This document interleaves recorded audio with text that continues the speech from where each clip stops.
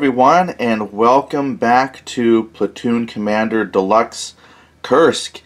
I put up a video a while ago. I was going to start doing videos because we were going to do the Kickstarter earlier in the year, but lots of things have come up, so we're going to be doing the Kickstarter hopefully the first week or two of December of 2017, so I thought it's time to get back onto Kursk. Now, this is using the Platoon Commander rules, and when this game gets Kickstarter, comes out, the rules will be finalized into the most current version. So you'll have like the game rules that would work, should actually cover and work for all the Platoon Commander games, and then you're going to have a separate booklet which will be the module specific rules. And what we're going to do today is look at the first scenario. And when I looked at this before, I just kind of showed some of the mechanics of the game, but I'm going to see if I can maybe do like a turn and just record a couple turns, split them up, so you can watch like a part 1, part 2, part 3, and maybe watch several turns played. And I've got all my stuff set up, and this is the first scenario, which is I think it's got a name. let me go back. It does have a name. So scenario number 1 is take the high ground.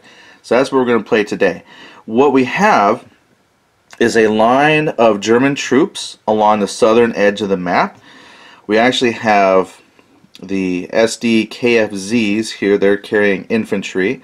So I've got 4 transports, and then I've got these 2 stacks. These are 2 infantry stacks ready to move north. Then just up here, this is the hill in question. So we're going to move our troops up. Now what we have here defending the hilltop then are 2 stacks of 2 infantry each. And the starting rules is you could put your infantry pretty much anywhere up here, but that's the layout I'm going to try, is just stick them right there in the trees, give them some defense for when the Germans come up. The other thing too is the Russians on the hilltop, when they're within those certain hexes up on top, they actually get a morale of 3. The scenario specific rules for the Kursk battle in general are the German troops have a morale of 4 and the Russians have a morale of 2. So while the Russians are defending, if I keep them in those hexes, they'll be a little more resilient. And we'll discuss morale and how that plays an effect on combat once we get troops moving. I also have here the player aid charts. So let's take a look at those. The first player aid chart we have, this is the turn record track. I'm going to keep this off to the side just so I can keep track of the turns. Also on your turn record chart, there's going to be a spot where you can track if you put your let me just show you here. If I put a reroll for focus, so I can track that here. This will be a mechanic that you use. It gives you a chance to reroll dice to try and take the initiative when you roll in the initiative. So there's actually a spot there to put your focus marker. And then also it's got a nice little sequence of play, which I need because I usually forget things along the way. So that's the first item we have there, the turn record track. In addition to the turn record track, we also have the terrain effects chart. So just like most war games, this is going to have the type of terrain in question. Is it blocking terrain? What's the movement point costs for the leg or armor fighting vehicle? And then also if it grants any combat shifts. So with the game, it's not generally just a +1 or +2 to defense. This is shifts on the chart to determine if you cause more damage or less damage when attacking. And then at the bottom, it has the notes explanations of the different, like right here, for example, blocking. Yes, it has a little subscript, small script 1, and then that would tell you about rolling terrain. So everything you need for your terrain is going to be on this chart. The last chart we're going to have on hand then will be the fire results table. Also have the range chart and close assault table. So this is our combat chart. So up here then we'll explain when we do some combat how this works. And this is for fire. For close assault there's a separate table which we'll take a look at. In the middle it then explains the range bands based on the color for the units and little reminders for what all of the numbers are on the unit itself, on the unit counter. And then finally the close assault table which we'll use. And then at the bottom then you have little reminder notes on how to play. So those charts I'm going to keep off to the side and pull them up as we need them to check combat results or movement, things of that nature. Alright, so that's all the charts that we need. Now as far as the rule book and scenario, I'm just going to keep those off to the side on my iPad. So hopefully we won't need to reference those too often. Alright, let's go ahead and go through the sequence and start playing the game. July 4th, 1943. Elements of the Grossdeutschland Panzergrenadier Division moved forward with orders to take the high ground. Once the high ground was taken, artillery observer posts would be deployed to prepare for the main assault. And that's what we're going to do with the German troops. But to make that happen, we're going to have to start with an initiative roll. On the first turn of the game, you're going to roll until you break all ties. Okay, later in the game, there's rule that handles ties, and then also if you want to spend focus. So I've got a black die for the Germans, red die for the Russians. Alright, and so what we're going to have is the Russians going first. Okay, so that's step one. Determine initiative. The next phase after you've determined initiative is you're going to decide what cards you get. That's the draw action cards. For the special scenario rules, the Russian player is going to start with 2 cards and the German player starts with none. So I'm going to track these cards off screen, and if one comes up that we want to use, we'll play it at that point. So the first card that I have, and red for the Russian, they're going to get place a minefield marker within 2 hexes of a non-disrupted Soviet leg unit, which is actually fantastic. Plus it can be used at any time. So that will start to help us put some preparations up here at the hill. Then the second card they have is an artillery barrage. 6 firepower attack. And that's going to be used either during the fire or during the movement segment. That would be nice to use right away, but I might actually hold off on that until I can see kind of where I move the German troops. So the Russian player starts off with a couple of really good cards. Alright, so after we do the action cards, we'll do the rally phase. There's nothing that needs to be rallied. There's no disrupted units, so we can actually skip that part. Then we move into the fire phase. So you would do all your fire actions first before moving. I know a lot of games it's like you move and then fire, but with this you're going to check for firing, then do the moving. And the firing is an alternating sequence. But there's no firing, nobody's in range. So then we'll do the movement phase. Now this, we actually do have some things. So what I'll do is I'll pull off the cards here and we'll take a look and see who's going to move. So the player with initiative gets to do the moving first, and they can move some, all, or none of their units. As the defender of the hilltop, I'm going to leave the Russians where they're at because I want to take advantage of those combat bonuses, and since they're defending, I really had no need to move them. However, what I am going to do is I'm going to go ahead and play their minefield card, and I thought about this for a moment, and I thought probably the best place to put the minefield is going to be on this road, since I can place this up to 2 hexes away from a friendly non-disrupted unit. Not that there's a direct road coming. I mean, eventually the road would whip around here, but you know, the more I look at it, I just thought, you know, depending on how people move, they like to take roads. Maybe I'll put it here. So now that I've thought about it again, Here's why I'm going to put it here. Because I got so many Germans moving up. See, at first I thought the road, because they would come around, and they actually could at some point use road bonuses to take a road up the east side of the map, go off-road for a little bit, and then they could reattach to the road here and come. But actually what I might do is just place it here. That way as the people are coming up, they're going to have to either swing through the woods to delay their action or come around, so they just kind of help to funnel a little bit. We'll see what happens. But other than that, we're not going to move. So I'm going to place my mine card in the discard pile for the cards. So let's go ahead and see what the Germans are going to do now. Now that it's the German players to move, he actually has quite a few options here. So for example, I did place a unit here on the road. Now with roads, you can move 1 hex per movement point. And if the entirety of your move is along the road, you can add an additional movement point. And this is where I was originally thinking about the minefields, is because there is a road system that comes up along the east side. However, the road itself swings out pretty far before it comes back around. But I was thinking that I could take some Germans up here, and then at about this point they could go off-road, travel through here and take the road that way.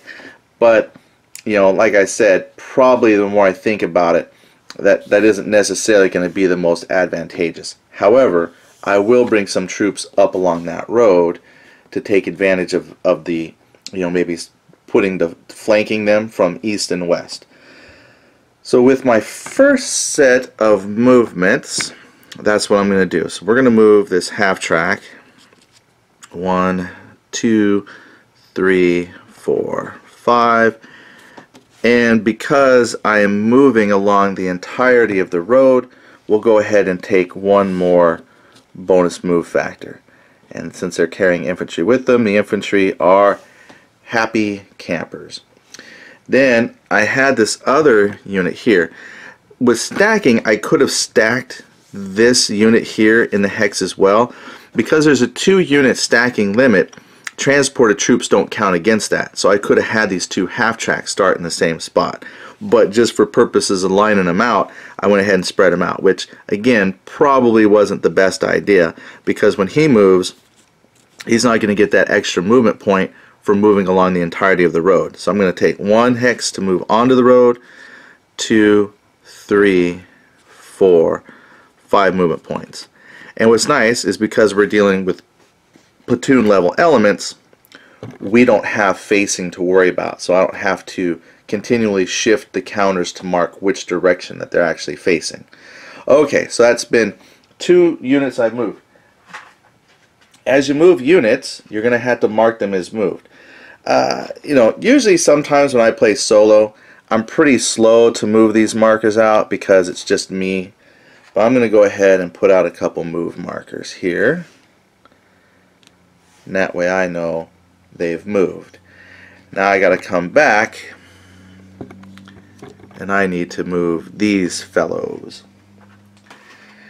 Now I've got infantry, and to know how much they move, it's this middle number here on the bottom. So infantry only have two movement points, and since I've got 2 stacks of 2, they're just going to come straight up.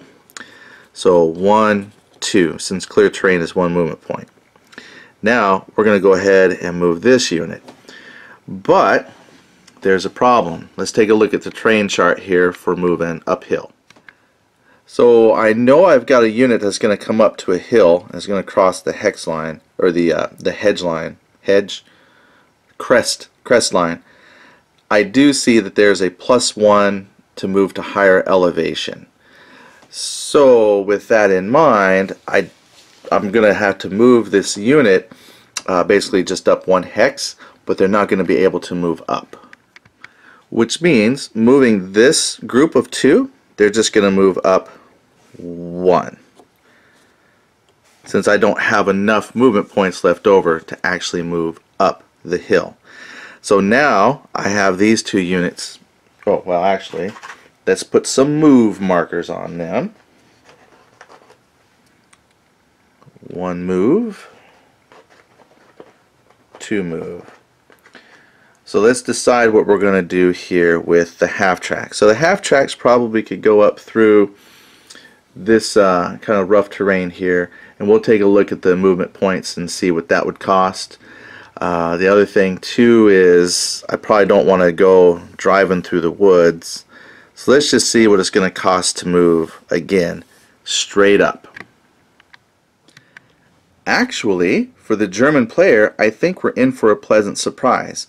Now, the print doesn't show very well on this particular document I got printed out, but this is rolling terrain, and when I look, it has rules for rolling terrain. Basically, it says when sighted from ground level, 3rd hex blocks line of sight. Unless you have like a lot of rolling hills in a row, you can actually shoot through, see through. It's just fine. And the movement cost is actually 1-to-1. So they're going to be able to go through the rolling terrain with no problem. But we do want to remember there's going to be the +1 modifier for moving to higher elevations. So let's get them up there. So again, I think my best strategy is just to go ahead and move them straight up. So that's what we'll do. Again, they have a movement factor of 5. So we'll just go 1, 2, 3, 4, 5. And that's going to move them up off the camera view just a little bit. But I'll go ahead and put the move marker. And then I'm going to bring the other track up as well. 1, 2, 3, 4, 5. Puts them ahead a little bit. It's actually, I'm a little disappointed in my minefield. It's not even going to be an issue. The only thing with the minefield might become an issue when I move the infantry units up. That might be a concern, since the minefield is kind of in a direct line. So that's going to funnel them out a little bit, but I don't think that's going to have too much of an impact on the game overall. But now that we've done movement for everybody, we would then check for close assault. And I'll just move the camera up a little bit. There's nobody able to perform close assault. Close assault happens when you're in adjacent hexes. Then we have a housekeeping phase. And let's discuss some of the things that happen during the housekeeping phase. Lucky for us, housekeeping phase is probably one of the easiest phases. All we have to do, according to 2.7, is remove all the fired, moved, and electronic countermeasure markers. Luckily, we don't have any electronic countermeasure markers to worry about. So I'll go ahead and remove all the moved markers, and then we'll go ahead and talk about the aid and focus phase. Now, the aid and focus phase is probably one of the more complicated aspects of the game, but it's really not that bad. When it comes to that part of the game, there's actually 5 things that you can do with your aid and focus markers. But what are the aid and focus markers? Well, first we have the focus marker. That's going to allow you to do some basically just kind of like combat rerolls. You can also place it in initiative, so you can reroll your initiative. It's just kind of that little bit of extra luck that you might need. You then also have an aid marker, and this is going to help you when it comes to doing, well, I guess I can flip that the right way, when it comes to doing morale checks. And you can see that they have 2 sides. You have a side with 1 die or a side with 2 dice. So that means if you don't need to use one of those markers at a particular time, you could flip it from its number 1 side when it deploys to a number 2 side later on. And when you actually use your focus or aid markers, you can kind of basically decide how many times you want to reroll, like how many dice to reroll. So if you only had 1 die, you could reroll once. If you have it on the 2 side, you could technically reroll a die twice. But every time that you use that reroll, you would then either reduce it from the 2 side to the 1 side, or from the 1 side and remove it from the board. There's actually, I mentioned 5 things that you can do. So first, you can do nothing with the marker. Easy. 2, you can remove the marker from the map if you want. 3, you can flip the marker to the side displaying 2 dice. 4, you can move the marker 3 hexes from its previous position on the map, but not if the marker has accompanied a moving unit. Now your special scenario rules will tell you if you can move the marker or not. For example, in the Kursk, the Soviet player isn't allowed to move his marker. And that's to simulate their lack of radio communications and how difficult it was for them to communicate things to the field. So their markers will stay put. And then finally you can place a marker on the map. So you start with no markers placed. Alright, and that's pretty much it. And again, as we move on and actually going to use those markers, we'll talk about how exactly those things work and why we want that. But that's step number 8 in the sequence of play. And once that's all done, you could then advance the turn marker, which will bring the end of the turn. Since I have units that are getting close and ready to engage in combat, I've gone ahead and put an aid marker on my Russian defender because I think with everything coming up, they might see some casualties. So I've gone ahead and I've put it there on that stack. Then, with the Germans advancing and they're going to be attacking soon, I thought I'd go ahead and put a focus marker on them. And that would be the end of the focus and aid marker segment. And then that's the last part, is just to move us to the next turn. I also went ahead and put my initiative reminder token here, which I kind of forgot to do, but that told me that turn 1, it was the Russian player's initiative. But that's the end of a turn. So come back later and we'll see how turn 2 plays out. Thanks for watching. Bye.